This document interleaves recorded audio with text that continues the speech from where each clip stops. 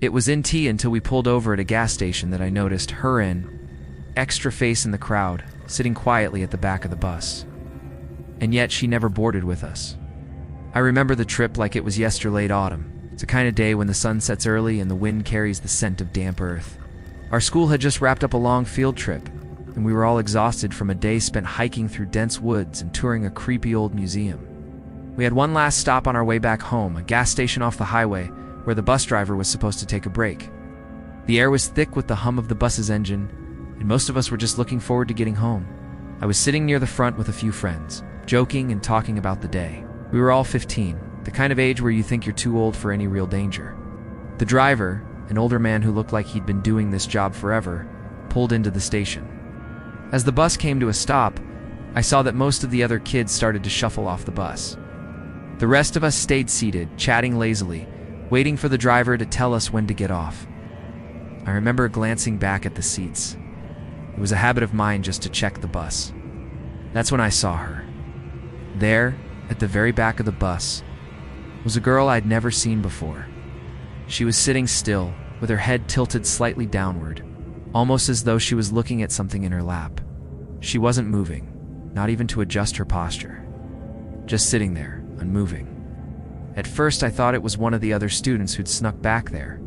Maybe a quiet kid from a different school, or someone who had gotten on after I stopped paying attention, but something didn't sit right.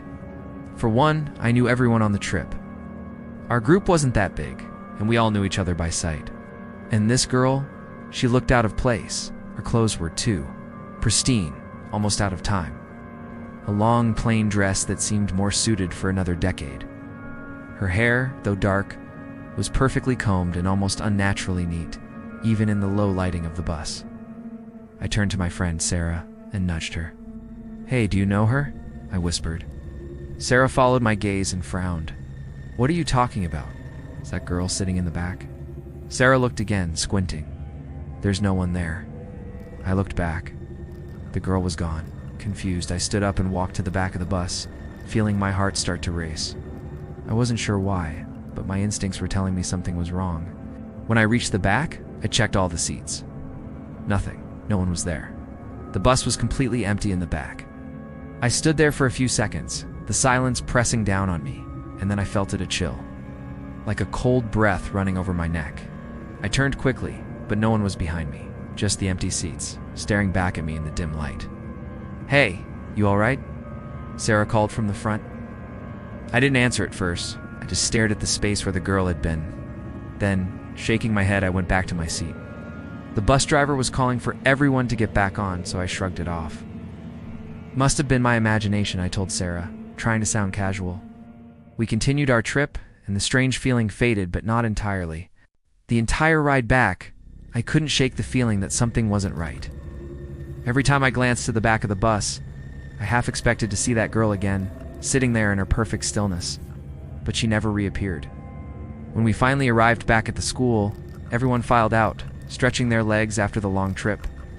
I was one of the last off the bus. As I was about to step down the stairs, I heard something, a soft shuffle, like footsteps behind me. I turned quickly, expecting to see someone else still aboard, but the bus was empty. Completely empty. My heart raced. I glanced around, scanning the area. I was just about to step off when I saw a single plain white glove sitting on the seat at the very back of the bus. I froze. The bus driver had already locked the doors and started walking away. I walked toward the glove, my hand shaking as I reached for it. It was cold, unnaturally cold. As soon as I touched it, the bus driver turned around, his eyes wide. He seemed almost panicked. "What are you doing?" he asked, his voice strained. I found this," I said, holding up the glove. "That doesn't belong here," he muttered, quickly walking toward the bus. "You need to leave, now." I didn't argue. I just dropped the glove and walked away, my gut twisted with unease. That night, I couldn't stop thinking about it. The girl, the glove, ...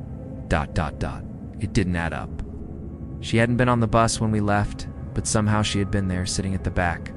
And then the glove left behind as if someone had been there, and then just vanished. I asked around at school the next day, but no one had seen her. No one remembered anyone like that on the bus. The driver, when I asked him, told me I was mistaken. He said no one had been on the bus except for the students from our school. But I know what I saw. And I still don't know who that girl was or how she got on. But I do know one thing: she never left.